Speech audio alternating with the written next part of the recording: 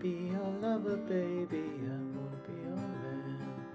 I wanna be your... I'm starting to think this place is the real Hotel California. What was that mysterious little scene here? Well, it actually dates to something that happened very exciting to me very recently. I went to a Beatles concert. Now, you may think, a Beatles concert in 2022, how the heck does that happen? And I get it. The Beatles aren't on the radar these days as much as they used to be. I mean, John Lennon hasn't put out any material in years. It's been a real while for George Harrison as well. But it is possible to go to a Beatles concert in 2022. You just have to look a little. I mean, I guess they were shaken up after that experience in the Philippines, not so much into live touring. So it's a bit of a struggle to find a Beatles concert in a big city like Toronto, where I live. But I did see that there was a Beatles concert at a place called Casino Rama, which is outside of my hometown of Toronto. And I figure, well, the Beatles are getting old, this could be the last chance of my lifetime to do something like this. So I impulsively bought a ticket online for this concert. Problem, I then figured, how do I get to this place? It's in a little suburb outside of Toronto. There's probably a bus that goes there. Wrong. It turns out there are two casinos vaguely in the Toronto area. There's one in Niagara Falls, and when people had reassured me you could take a bus to the casino, they assumed I meant that one. But this other one is a bit more removed from the city. I think when I first looked at it at Google Maps, it looked like it might be even a 4-hour trek to get there.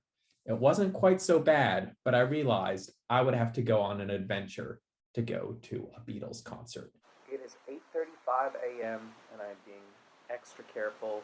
My bus doesn't leave until 11:30, but the bus might as well not be in my hometown, so how the heck do I get to this bus in time? I'm panicking. Everything has to go right today.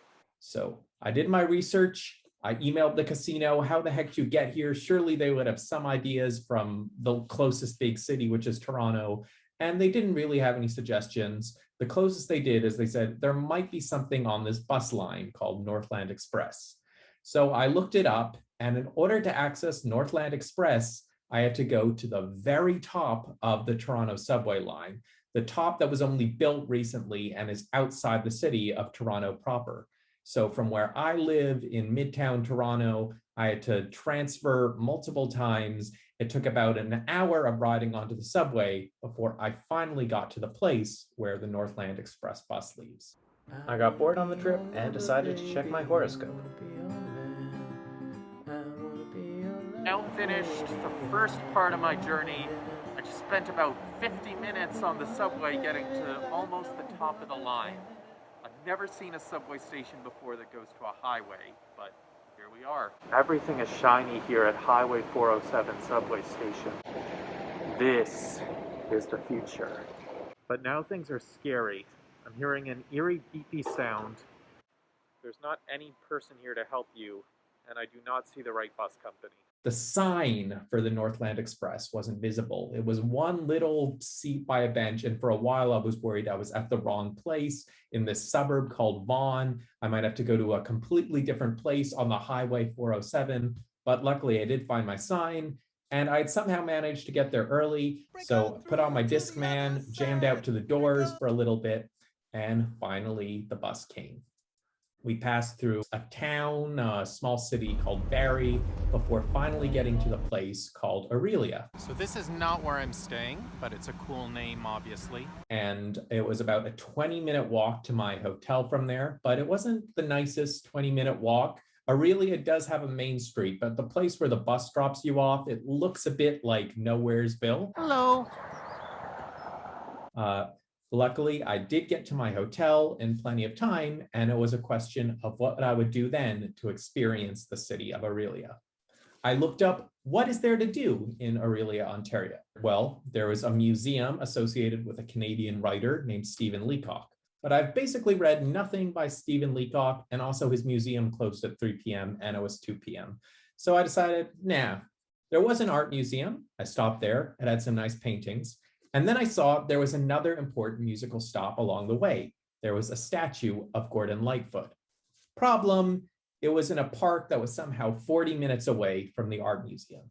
Yes, Aurelia, this fairly small place that only has a couple streets with any commercial thing on it. It turns out what technically counts as the city or town of Aurelia is quite the long place to walk in. So I went on this long, tiring walk. My phone nearly died several times, stopped in a little pet shop all along the way and saw some cute turtles. Finally found the statue of Gordon Lightfoot. Very cool statue with these etchings of his various songs in the leaves. So it was nice. I got to go to a Beatles concert and I got to see Gordon Lightfoot. I made the long trek back to my hotel. I decided I wanted to do one more thing with my time in Aurelia, Ontario. So I went to the bowling place there. I feel like Ringo would absolutely take this selfie. And learned the hard lesson that when you're not going bowling with your family, it's weirdly expensive because the cost of the lane doesn't change even if you're only one person.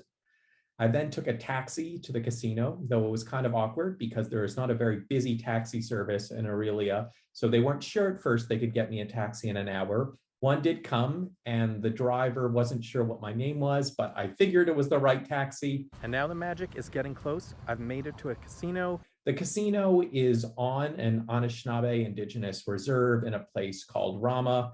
In Canada, we don't so much have the trope of the Indigenous-owned casino, but I guess it's still a thing, as seen by the various references to Anishinaabe culture in the casino. Was this a more superficial depiction meant to bring in tourists, or was it a good, deep explanation? I couldn't really tell you, but there was at least some Indigenous education there. You got to learn about the different clan identities, which to my understanding are sort of inherited roles and responsibilities in Anishinaabe society based on teachings about animals. Well, I finally got to the show and I got to see a Beatles concert. Now, if you've been paying attention up to this point, you've noticed I've been very consistent in saying a Beatles concert because no, sadly, John and George weren't there and neither was Paul. Instead, what I got to see was Ringo Starr. Now, some people might say that Ringo Starr is the uncool one of the Beatles. But what's fascinating is Ringo Starr is 81 years old, and despite all the stereotypes you might have about as senior citizens, he rocks as hard as he ever did.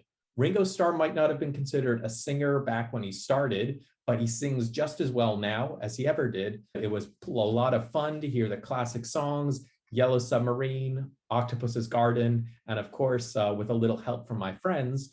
And in addition to Ringo playing pretty much every song he recorded with the Beatles, except for some reason for the stuff from the White Album, which included one of his few compositions. But I mean, he sang Boys from the very first Beatles album. He sang Act Naturally.